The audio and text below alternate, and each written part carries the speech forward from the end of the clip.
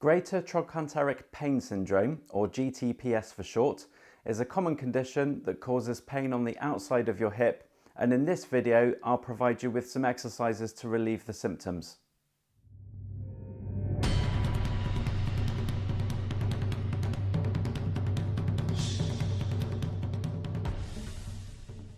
Hi everyone and welcome to Exercise for Health. I'm Richard and today I have exercise advice for you if you're suffering with lateral hip pain. If you're new to this channel, we offer tips, advice and exercises each week to help you manage your health condition with physical activity. So go ahead and tap the subscribe button below and the bell icon if you want to be notified of when we upload a new video.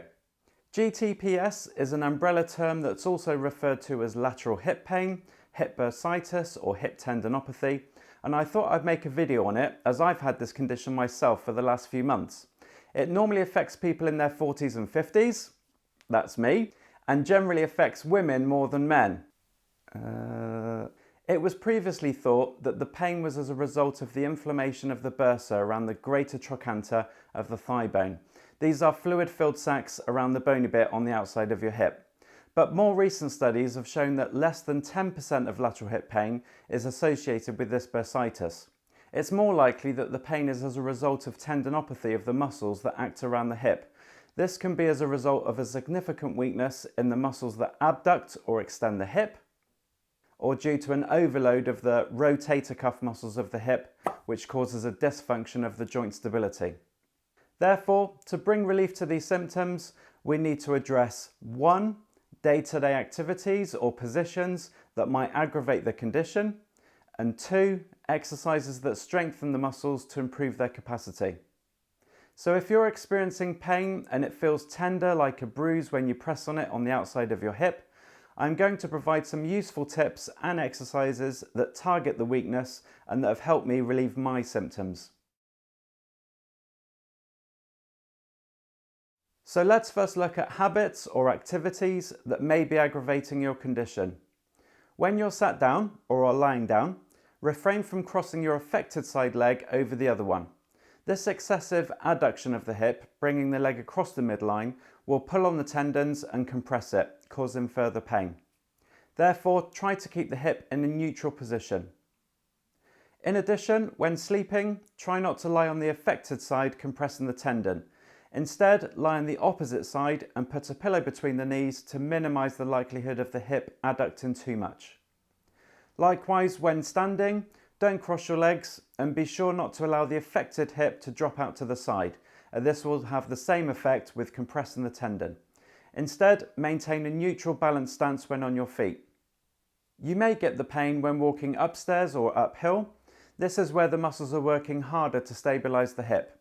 Although if anything, this movement will be beneficial for strengthening the weaker muscles, just ensure that the knee of the affected leg doesn't collapse inwards when weight is applied to it.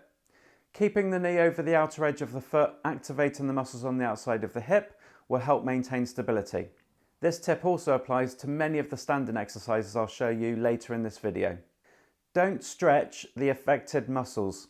Although it might feel intuitive to stretch them to bring some pain relief, stretching will actually make the condition worse, regardless of whether it's tendinopathy or bursitis.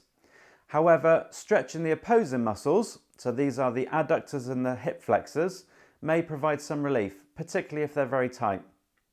Finally, don't foam roll the affected muscles. In the same way that stretching can be detrimental to the condition, foam rolling the side of your hip will make it worse and cause more pain in the long term, and I can speak from experience on this one. Let's now look at strengthening exercises to help bring relief from the symptoms, and this really does make a difference. I noticed just 1 week after doing 2 or 3 exercises every day, the symptoms have reduced dramatically, and although they're still there, they're about 75% improved and are still slowly getting better. Depending on how bad your lateral hip pain is, what your activity levels are like, and how weak your hip muscles have become, will partly dictate which exercises you choose. However, most exercises can be varied and modified in 3 key ways to enable you to regress the exercise to make it easier or progress the exercise to make it harder. To progress any exercise, look to 1. Start with isometric exercises or static contractions for 30 to 60 seconds, but progress towards isotonic exercises or dynamic contractions with movement for 10 to 15 repetitions. 2. Move from non-weight bearing such as seated, kneeling or lying exercises to weight bearing exercises where you're standing on the affected leg. And 3. Start with minimal resistance that could just be using part of your body weight and gradually increase the load by adding a weight, resistance band or increasing the lever length.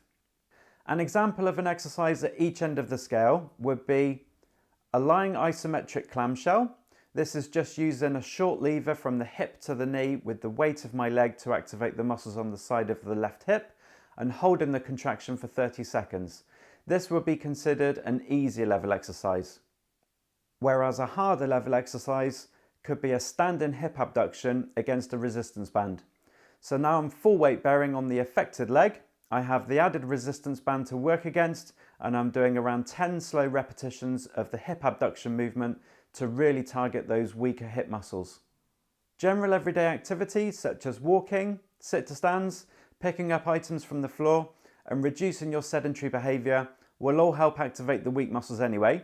However, there are many exercises you can do and I'm going to provide a montage of them on screen to give you some ideas.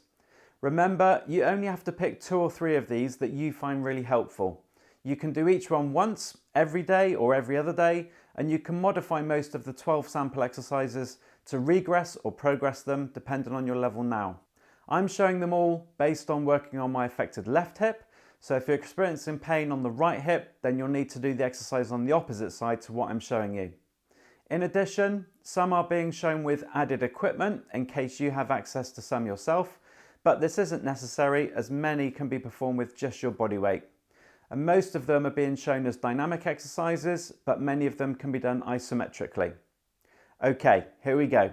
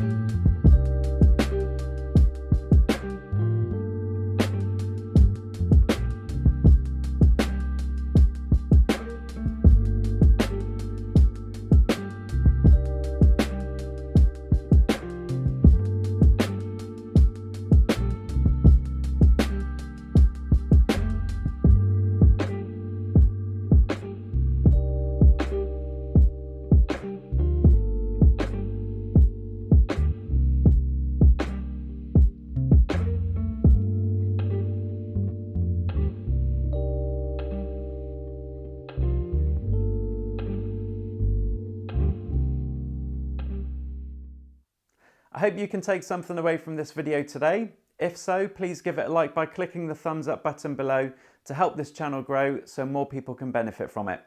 Thank you so much for watching, and remember to stay active, keep moving, and I'll see you next week. Thank you for watching. If you enjoyed this video today, please give it a thumbs up. You can also click here to subscribe to this channel or click here to watch a recent video. See you soon.